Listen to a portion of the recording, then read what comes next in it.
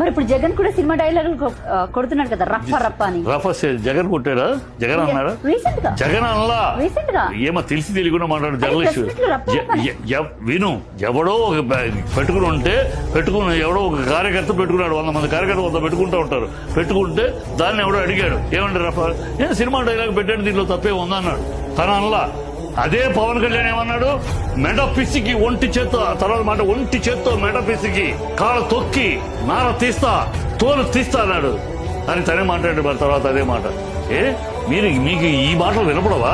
పవన్ కళ్యాణ్ మాట, ఈ దౌర్భాగ్యం మాట్లాడవా? ఎవడో కార్యకర్త మాట్లాడితే రీసెంట్ గా దీని మీద కూడా పవన్ కళ్యాణ్ ఎవరైనా సరే రాజకీయ నాయకులుగానే ఉండాలి తప్ప సినిమా డైలాగులు కొట్టకూడదని. మరి తను ఎందుకు కొడుతున్నాడమ్మా? మీరు అడగరే పవన్ కళ్యాణ్? పవన్ కళ్యాణ్ అడగడానికి ఉత్సాహం మీకేమన్నా భయమా? వాడు మాట్లాడిన మాటలు అడగండి. పవన్ కళ్యాణ్ ఎలా మాట్లాడి, మెడ ఒంటి చేత్తో మెడ పిసికి కాళ్ళ తొక్కి నార తీస్తా, తోలు తీస్తా అన్నాడు.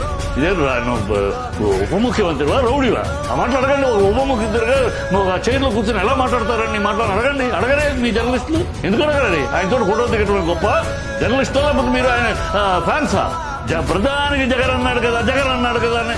జగన్ అయిపోయింది, సంవత్సరం అయిపోయింది, కూర్చోబెట్టారు. మీరు కదా అధికారంలోకి వచ్చారు. మీ నోటి వాగుడేంటి, మీ నోటి దోలేంటి, మీ అబద్ధాలేంటి, మీ నిబద్ధత లేని మాటలేంటి, మీ నిజాయితీ లేని మాటలేంటి, నీతి మీ బతుకులేంటి? మీరు చెప్పండి ప్రజలకి.